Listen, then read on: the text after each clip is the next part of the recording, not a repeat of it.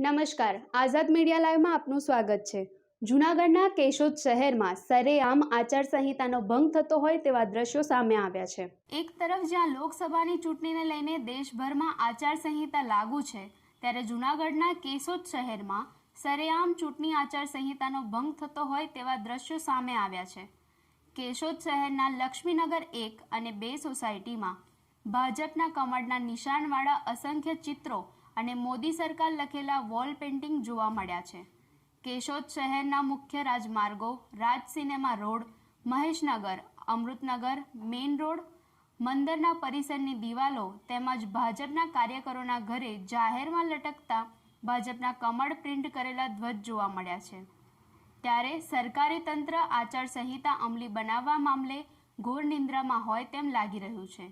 આ મામલે કોંગ્રેસ જિલ્લા સેવાદળ પ્રમુખ ભરતભાઈ લાડાણીએ આક્ષેપો કર્યા હતા।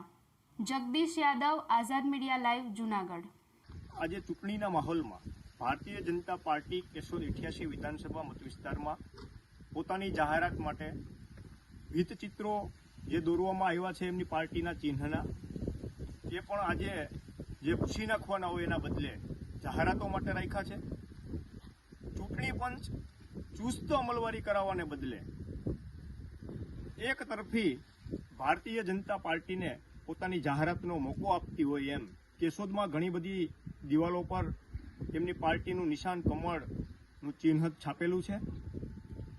ગઈકાલે ભારતીય જનતા પાર્ટીના કાર્યકર્તાઓ દ્વારા રેલી કાઢવામાં આવેલી, જે પણ નગરપાલિકાની હદમાં આવતા નગરપાલિકા હસ્તગત અમુક એમના વીજપોલ ઉપર પણ એમની ઝંડીઓ આજે પણ રાખવામાં આવેલી છે।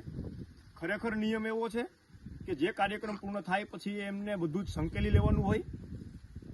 જ્યારે કોંગ્રેસ નાની મોટી એવી કોઈ કાર્યક્રમ કરે અને ઝંડીઓ હોય તો સીધી જ ફરિયાદ દાખલ કરી દેવામાં આવે છે।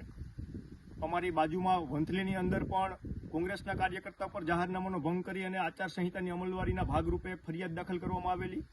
જ્યારે ભારતીય જનતા પાર્ટી કોઈ ભૂલ કરે તો ચૂંટણી પંચ છે એ આંખ આડા કાન કરે છે। એટલે કાયમી કોઈની સરકાર રહેવાની નથી।